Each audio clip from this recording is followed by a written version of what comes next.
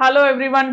So நேத்து கிளாஸ்ல என்ன பார்த்தோம் அப்படின்னா we saw about the October Revolution. So first World Warக்கு அப்புறமா ரஷ்யால என்ன நடந்துச்சு, அதுல இந்த February Revolution, then we saw about the October Revolution. So Lenin வந்து அவர் வந்து ஏப்ரல் தீசிஸ் அப்படின்னு 3 விஷயம் சொல்லுவாரு. ஸோ அதை வந்து அவர் பவருக்கு வந்ததுக்கு அப்புறமா அதை எப்படி இம்ப்ளிமெண்ட் பண்ணாரு, அதுக்கப்புறமா ரஷ்யா என்ன ஆச்சு அப்படின்னு சொல்லிட்டு பார்த்தோம். ஸோ அக்டோபர் ரெவல்யூஷனோட ரிசல்ட்ஸ் என்ன, ஸோ அதுக்கப்புறம் ரஷ்யா எப்படிலாம் டிரான்ஸ்ஃபார்ம் ஆச்சு அப்படின்னு சொல்லிட்டு இன்னைக்கு பார்ப்போம். Today will be finishing the class successfully 4 parts நம்ம என்ன பண்ணிட்டோம் அப்படின்னா will be finishing socialism in Europe and the Russian revolution. So அது முடிச்சதுக்கு அப்புறமா நம்ம என்ன பண்ணுவோம்னா, நீங்க திரும்ப அந்த வீடியோஸ்லாம் பார்த்துக்கோங்க. நம்ம I will plan a marathon session, ஒரே செஷன்ல the entire lesson we will try to finish. புரிஞ்சுதா? So going in to the class, before going in to the class I will tell you, மறக்காம உங்க ஃப்ரெண்ட்ஸ் கிட்ட சொல்லுங்க, மறக்காம subscribe பண்ணிக்கோங்க. Because இனிமேல் நிறைய கிளாஸஸ் உங்களுக்கு யூஸ்ஃபுல்லாக வரும். உங்க ஃப்ரெண்ட்ஸோட சேர்ந்து படிக்கிறப்போ உங்களுக்கும் ரொம்ப இன்ட்ரெஸ்டிங்காக இருக்கும். நிறைய விஷயங்கள் பேசுறப்போ இந்த கிளாஸ்ல மேம் சொன்னாங்க, இந்த டாபிக் பார்த்தீங்களா அப்படின்னு பேசுறப்போ உங்களுக்கு சூப்பராக இருக்கும். Now coming to the civil war. So என்ன ஆச்சு அப்படின்னா, there was a issue. October revolution அப்படிங்கிறது ஒரு பக்கம் லிபரல்ஸ், இன்னொரு பக்கம் சோஷியலிஸ்ட், இவங்க ரெண்டு பேருக்குள்ள நிறைய சண்டை வந்துச்சு. ஸோ அப்போ என்ன ஆக ஆரம்பிச்சதுன்னா, socialist took over the Petrograd. அதுக்கப்புறமா ஃபுல் அண்ட் ஃபுல் அவங்க கேப்சர் பண்ணிட்டாங்க. Russia became the single party state. கரெக்டா? அப்புறம் என்ன ஆச்சுன்னா, there broke the civil war. Civil war அப்படின்னா என்னன்னா, பீப்புளுக்கு உள்ள நடக்கிற ஒரு சண்டை ஆர் பீப்புளுக்கும் கவர்மெண்ட்டுக்கும் நடக்கிற ஒரு சண்டை. அந்த சண்டை ரொம்ப பெரிய லெவல்ல இருக்கிறப்போ it looks like a war.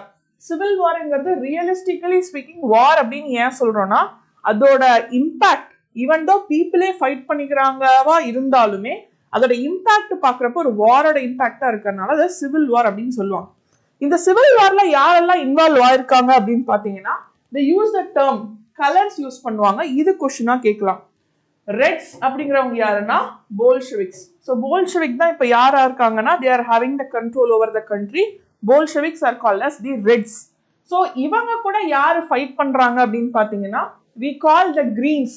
Green's யாருன்னா சோஷியலிஸ்ட் ரெவல்யூஷனரிஸ். 1918 and 1919ல ரஷ்யன் எம்பையர் வந்து the greens சோஷியலிஸ்ட் ரெவல்யூஷனரிஸ்.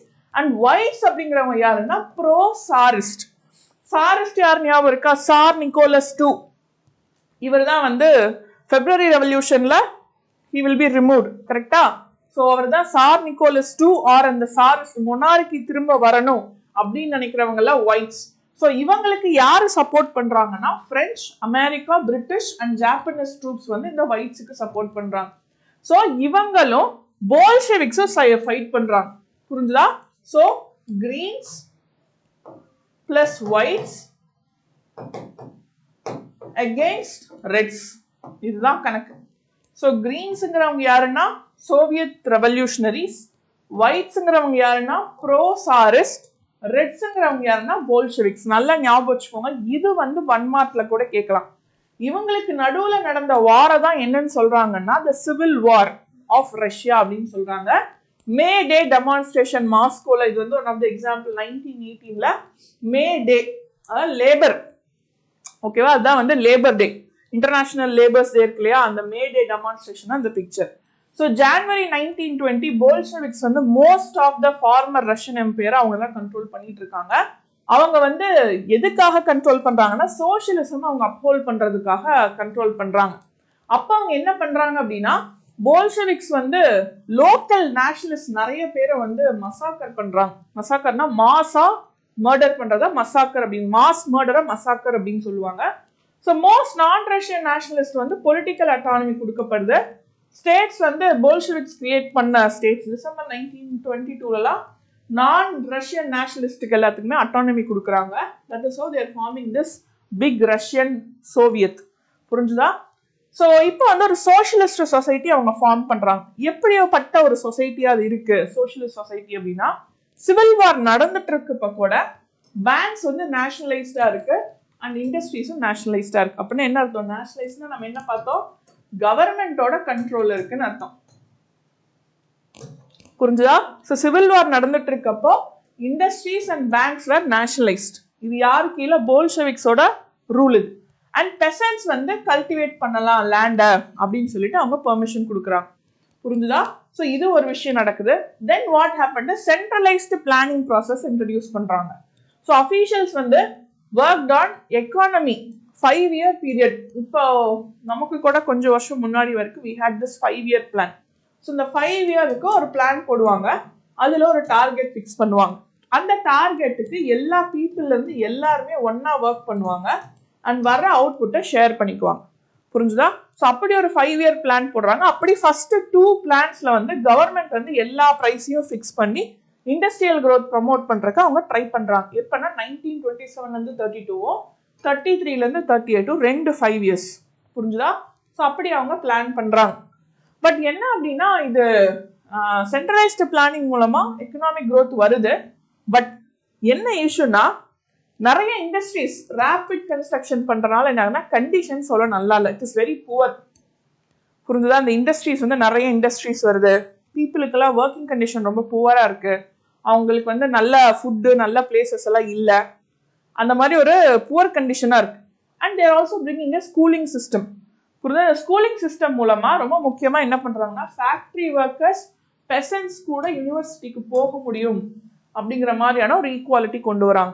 புரிஞ்சுதா? ஸோ சென்ட்ரலைஸ் சிஸ்டம் என்ன பண்றாங்கன்னா பேங்க்ஸ் அண்ட் இண்டஸ்ட்ரீஸ் நேஷனலைஸ் பண்றாங்க, 5-year பிளான் போடுறாங்க. 5-year பிளான்ல ஒவ்வொரு 5-year பிளான் 2 5-year பிளான்ல கவர்மெண்ட் வந்து பிரைசஸ் ஃபிக்ஸ் பண்ணுது இண்டஸ்ட்ரீஸ்க்கு. அது மூலமா தேர் சீயிங் தி எக்கனாமிக் growth. ஆனா என்ன இஷ்யூ அப்படின்னா ரொம்ப ரேபிடா கன்ஸ்ட்ரக்ஷன் பண்றதுனால கண்டிஷன்ஸ் அந்த அளவுக்கு நல்லா இல்ல, புவர் கண்டிஷன்ஸ், புவர் குவாலிட்டியா இருக்கு.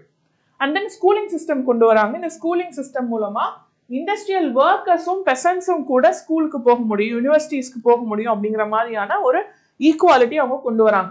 விமன் ஒர்க்கர்ஸ்க்கு கிரஷஸ் எஸ்டாப்ளிஷ் பண்றாங்க. கிரஷேனா என்ன அப்படின்னா it is a place where children are taken care. புரிஞ்சுதா? ஸோ குழந்தைங்க, அதாவது வேலைக்கு போற பொண்ணுங்க அவங்க குழந்தைங்களையும் கூட்டிட்டு வந்து கிரஷேல விட்டுட்டு ஒர்க் பண்ணுவாங்க. அப்பப்போ போய் அவங்க குழந்தைங்கள பாத்துக்குவாங்க. அங்க டேக் கேர் பண்றதுக்குன்னு யாராவது இருப்பாங்க, பட் ஸ்டில் இவங்க ஒர்க் பண்ணிட்டு போய் அப்பப்போ பாத்துக்குவாங்க. ஸோ இது வந்து இந்தியாவில் இப்போ ஒரு மெட்டர்னிட்டி பெனிஃபிட் ஆக்ட்னு ஒரு ஆக்ட் கீழே இருக்கு. கவர்மெண்ட் ஆஃபீஸ்ல இருந்து பிரைவேட் ஆஃபீஸ்ல இருந்து கிரஷஸ் ப்ரொவைட் பண்ணணும் அப்படிங்கிற ரூல் இப்பயும் இருக்கு. ஸோ அது வந்து அப்பவே அவங்க வந்து ரஷ்யால கொண்டு வந்திருக்காங்க. Cheap public health care was provided. So low cost public health care இருக்கு. அண்ட் மாடர்ன் லிவிங் குவார்டர்ஸ் ஒர்க்கர்ஸ்க்காக செட் பண்றாங்க. So they are giving what education, health care, விமென்க்கு சப்போர்ட் கொடுக்குறாங்க, they are bringing housing also. Okay, so all these things are provided by the Soviet. இந்த பிக்சர்ல அவங்க என்ன சொல்றாங்க அப்படின்னா ஃபேக்டரிஸ் தான் வந்து சிம்பிள் ஆஃப் சோஷியலிசம் அவங்க வந்து ப்ரொமோட் பண்றாங்க. வாட் அப்படின்னா இந்த ஃபேக்டரியில இருந்து வர்ற ஸ்மோக் தான் பீப்புள் வந்து சுவாசிக்கிறாங்க. This picture is the simple of socialism in Russia. How people are working together to bring the economy of Russia அப்படிங்கிறது தான். ஸோ இந்த பிக்சர் வந்து சில்ட்ரன் வந்து படிக்கிறது, ஸ்கூல்ல படிக்கிற பிக்சர். ஸோ இதில் வந்து சில்ட்ரன் வந்து all children are studying, there is no divide, இவங்க மட்டும்தான் படிக்கணும் இவங்க படிக்கக்கூடாது அப்படிங்கிற எந்த ரூலும் இல்லை. So this is one picture. So next is Stalinism and collectivisation. So Stalin, Lenin எப்படி ஒரு பெரிய லீடரோ அதே மாதிரி ஸ்டாலின் அப்படிங்கிறவர் ஒரு பெரிய லீடர் அங்க. புரிஞ்சுதா? ஸோ ஸ்டாலின் அப்படிங்கிறவர் வந்து என்னன்னா கலெக்டிவைசேஷன் அப்படிங்கிற ஒரு கான்செப்ட் கொண்டு வர்றாரு. ஸோ கலெக்டிவைசேஷன் அப்படின்னா என்னன்னா ஒன்னா ஒர்க் பண்ணி ஒரு லேண்ட் இருக்கு, for example there is a land, அந்த லேண்ட்ல ஒன்னா ஒர்க் பண்ணுவாங்க, ஒன்னா ஒர்க் பண்ணி அதுல இருந்து வர அவுட்புட்டை எல்லாரும் பிரிச்சுக்குவாங்க. That is what is called as collectivisation. So period of early planned economy, collectivisation of agriculture ஒரு விஷயத்த கொண்டு வராங்க. ஸோ கலெக்டிவைசேஷன்ங்கிறது என்னன்னா 1927 to 28 டவுன்ஸ் சோவியத் ரஷ்யால acute problem of grain supplies வருது. அப்போ ஸ்டாலின் வந்து இந்த எமர்ஜென்சி மெஷர் ஒன்று கொண்டு வர்றாரு. புரிஞ்சுதா? ஸோ அதுதான் வந்து இந்த கலெக்டிவைசேஷன் ஆஃப் அக்ரிகல்ச்சர். அப்படின்னா என்னன்னா இந்த கிரெயின் ப்ரொடியூசிங் ஏரியாஸ்க்கெல்லாம் போறாங்க இந்த பார்ட்டி மெம்பர்ஸ். இதுல வந்து தே ஆர் சீயிங் குலாக்ஸ். குலாக்ஸ் அப்படிங்கிறவங்க யாருன்னா பெசன்ஸ்லயே வெல் டு டூ பெசன்ஸா இருப்பாங்க பாத்தீங்களா, அவங்க தான் குலாக்ஸ் அப்படின்னு சொல்றாங்க. ஸோ 1917 அப்புறமா லேண்ட் வந்து பெசன்ஸ் கிட்ட கொடுக்குறப்போ 1929 இருந்து எல்லா பெசன்ஸுமே இந்த கலெக்டிவ் ஃபார்ம்ஸ் கொல்காஸ் நல்லா பார்த்துக்கோங்க. கலெக்டிவ் ஃபார்ம்ஸோட பேரு கொல்காஸ், KOLKHOEZ. இது வந்து கலெக்டிவ் ஃபார்ம் பேரு. குலாக்ஸ் அப்படிங்கிறது வெல் டு டூ பெர்சன்ஸோட பேர். இந்த கலெக்டிவ் ஃபார்ம்ஸ்ங்கிறது நான் சொன்ன மாதிரி தான், எல்லாமே கூட்டமா வேலை செய்யணும், அதுல இருந்து வர அவுட்புட்டை பிரிச்சுக்கணும். ஓகேவா? Persons worked on the land and kolkhoz profit was shared. 1929ல இருந்து 31 வரைக்கும் என்ன ஆச்சு அப்படின்னா ஒரு பெரிய பிரச்சனை வருது. அதாவது கேட்டில் வந்து 1/3 குறைஞ்சிருது. புரிஞ்சுதா? அதே மாதிரி கவர்மெண்ட் வந்து சம் இண்டிபெண்டன்ட் கல்டிவேஷனையும் அலோவ் பண்றாங்க. பட் அந்த கல்டிவேட்டர்ஸ் வந்து ரொம்ப மோசமா ட்ரீட் பண்றாங்க. எமர்ஜென்சி சிச்சுவேஷனுக்காக இந்த மாதிரிலாம் பண்ணிட்டு இருக்காங்க. புரிஞ்சுதா? So that was one issue. In spite of collectivisation பண்ணி ப்ரொடக்ஷன் இன்க்ரீஸ் ஆச்சுன்னா கிடையாது. ஏன்னா திரும்ப அந்த 1931 to 33 இன்னும் சொல்லணும் 1930 to 33 இந்த 2 வருஷம் பார்த்தீங்கன்னா ரொம்ப மோசமா இருக்கு. எப்படி கேட்டில் வந்து 1/3 குறையுதோ அதே மாதிரி ஹார்வெஸ்டும் அந்த அளவுக்கு இல்லை. ஹார்வெஸ்ட் இல்லைன்னா என்ன, கேட்டிலும் கம்மி ஆயிடுச்சு, ஹார்வெஸ்டும் கம்மி ஆயிடுச்சு. அப்படின்னா என்ன அர்த்தம்? ஃபுட்டு இல்லை, நோ ஃபுட். அப்போ ஃபுட் இல்லைன்னா என்ன ஆகும்? What will happen? People were dead. 4 million people actually died. 4 million people and 40 lakhs. 40 lakhs people died between 1930 to 1933. அதாவது 3 வருஷத்துல 40 லட்சம் பேர் இறந்து போறாங்க. புரிஞ்சுதா? Throughout the country acquisitions were made. By 1939 over 2 million people were in prisons or labor camps. So இந்த இஷ்யூலாம் ஆகிறப்போ நிறைய பேர் அங்கங்க சண்டை போடுறாங்க. 1939ல 2 மில்லியன் அப்படின்னா 20 லட்சம் பேர். 1 million is equal to 10 lakhs. So 2 million people were in prison. அதாவது இந்த 3 வருஷத்துல 40 லட்சம் பேர் இறந்து போயிடுறாங்க. இதுக்கப்புறமா சண்டை போடுறாங்க இல்லையா, கவர்மெண்ட் இப்படி இருக்கு சரியில்லைன்னு சொல்றவங்கள பிடிச்சி ஜெயில போட்டுறாங்க. புரிஞ்சுதா? That was a very big issue. Peasant women being gathered. பாருங்க இந்த மாதிரி தான் கலெக்டிவைசேஷன். There is no ups and downs. எல்லாருமே வேலை செய்யணும்.